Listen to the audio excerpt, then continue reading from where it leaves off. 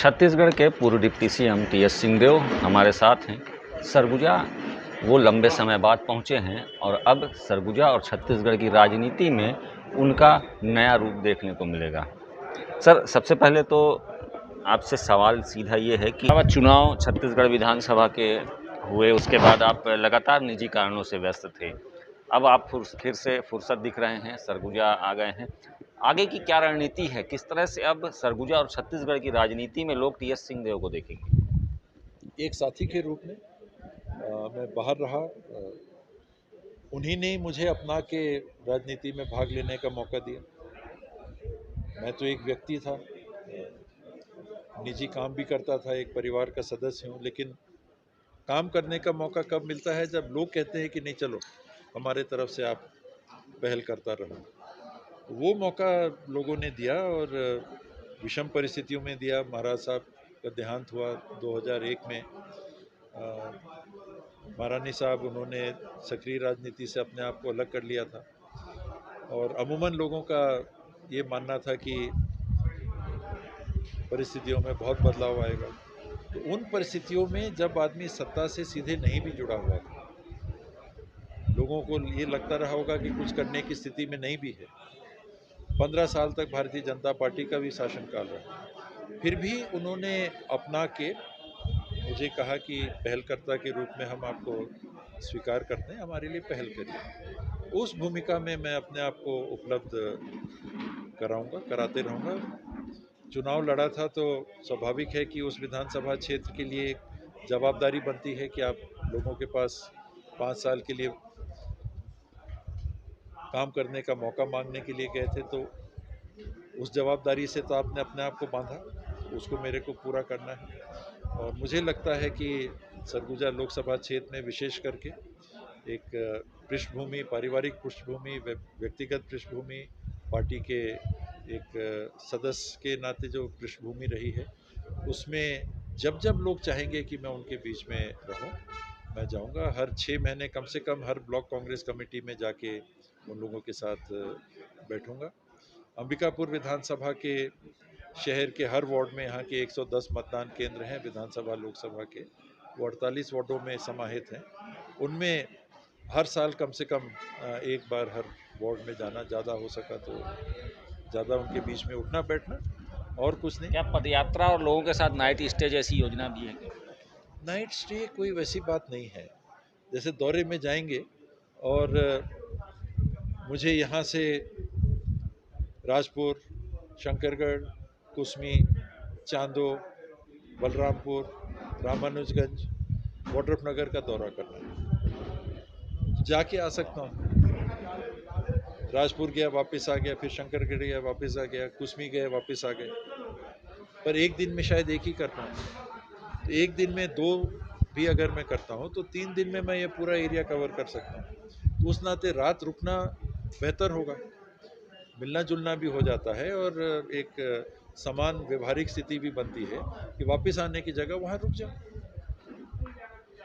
Diesel petrol भी बचेगा लेकिन उससे ज़्यादा लोगों के बीच में रहने का भी एक मौका रहता है। हमारे बीच में बाबा आए, रुके, और सुविधाजनक भी है फिर अगले 2 जगह जाने का। तो उस प्रयोजन से मैं रुकूंगा ही। बाहर जाके रात को रुकना भी व्यवहारिक और उचित होगा, ऐसा करें। सरगुजा संभाग में विधानसभा में मिली हार के बाद अब लंबा समय बीत चुका है, ऐसा लगता है कि समीक्षाएं हो चुकी होंगी। क्या कुछ बदलाव दिखेंगे? क्या कुछ नई रणनीति हो? इसमें पिछले विधानसभा में कहीं ना कहीं हम लोग के आपस के समन्वय में कमी आई थी, तालमेल टूटे थे, समन्वय में कमी आई थी। मुझे ये कहने में संकोच नहीं है क्योंकि ये सच्चाई है और मैंने जीवन में हमेशा ये माना है कि सच्चाई को पहले स्वीकार करो, तब सुधार कर पाओगे। और मैं ये सार्वजनिक रूप से इसलिए कह रहा हूँ क्योंकि सार्वजनिक रूप से वो दिख रहा था। कोई कमरे की बात रहती तो उसको कमरे में रखता। जो चीज़ सबके सामने दिख रही है तो उसको सबके सामने स्वीकार करके और सुधार करने की, पहल करने की जवाबदारी लेना, मैं मानता हूं कि उस स्थिति को ठीक करने का पहला कदम है। कई लोगों ने पूछा कि मुख्यमंत्री वाली बात क्या हुई थी वो एक बंद कमरे की बात थी, तो उसकी मर्यादा मैंने रखी है, रखूंगा। कभी बात आएगी, हो सकता है भविष्य में कहें, लेकिन अभी उसकी मर्यादा को अपन ने मेंटेन किया। लेकिन ये चीज़ छुपी हुई नहीं है, ये कई लोगों ने देखा, तो उस सच्चाई को स्वीकार करना, नहीं नहीं सब ठीक है, हमारे बीच में सब ठीक है, ये भी कहा जा सकता है। मेरा स्वभाव है कि उसकी सुधार के दिशा में मेरे तरफ से सबसे पहला और मजबूत कदम ये है कि उसको स्वीकार करना कि मेरी तरफ से ये कमी हुई, तालमेल नहीं हो पाया, तो मैं ये नहीं कर पाया, दूसरे को नहीं, पहले अपने लिए, जो मैं नहीं कर पाया उसको मेरे को करने के लिए पहल करना है, वो मैं करूँगा। क्या लगता है सब एक साथ अब एक मंच पे दिखेंगे सरगुजा में? दिखना चाहिए, दिखना चाहिए। पहला कदम हो रही है। मेरे ख्याल से संगठन में कोई ऐसा दुराव पहले भी नहीं था, अंदर ही अंदर अगर कुछ बातें थी तो उनको अपने को सुधारना है। कुछ और स्थितियों में परिस्थितियां कुछ ठीक नहीं थी, जैसा नहीं रहना चाहिए वैसा था, तो वैसा ना हो वो हम सबको सुनिश्चित करना है। अब आप कांग्रेस की राष्ट्रीय राजनीति में भी खासी दखल रखते हैं, एक सीधा सवाल कि क्या पीसीसी में भी बदलाव हो सकते हैं? उड़ीसा में जो हुआ उसके बाद से ये चर्चा में एकदम फोकस में आ गया। जो जांच समितियां बनाई गई थी, मेरे ख्याल से 7 प्रांतों के लिए बनाई गई थी कि लोकसभा चुनाव के परिणामों को लेके समीक्षा करके रिपोर्ट प्रस्तुत करें। शायद उड़ीसा उनमें नहीं था।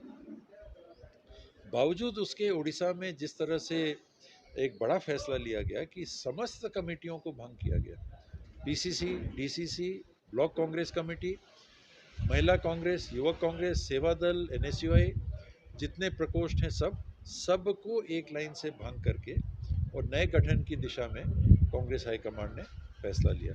उससे ये बात आई कि फिर ये निर्णय सब जगह हो सकता है, तो यहाँ क्योंकि समीक्षा हो रही है तो और वो बात फोकस में आती है। अभी कोई ऐसे संकेत नहीं है कि यहाँ पर चेंज हो रहा है, ना व्यक्तिगत तौर पे मैं चेंज के लिए कहीं कोई पहल कर रहा हूँ, लेकिन उड़ीसा में जो हुआ उसके बाद ये संभावनाओं के उसमें आ जाता है कि चेंज और जगह भी चेंज हो सकता है। क्या होगा, रिपोर्ट प्रस्तुत होगी, वो क्या रिपोर्ट प्रस्तुत करते हैं और उस पर क्या निर्णय हाईकमांड लेता है, फिर वो स्थिति। बहुत बहुत धन्यवाद हमसे बातचीत करने के लिए। छत्तीसगढ़ के पूर्व डिप्टी सीएम टीएस सिंहदेव हमारे साथ थे, जिन्होंने बताया कि अब वो किस तरह से छत्तीसगढ़ की और खास करके सरगुजा की राजनीति में सक्रिय होने वाले हैं। एक नया रूप, नए अंदाज में टीएस सिंहदेव को प्रदेश के लोग देखने वाले हैं। इसके साथ ही उन्होंने यह कहा कि उड़ीसा में हुए फेरबदल के संकेत ये बताते हैं कि संभव है कि छत्तीसगढ़ में भी पीसीसी में और संगठन में बड़े बदलाव हो सकते हैं। देश दीपक गुप्ता, ईटीवी भारत, सरगुजा।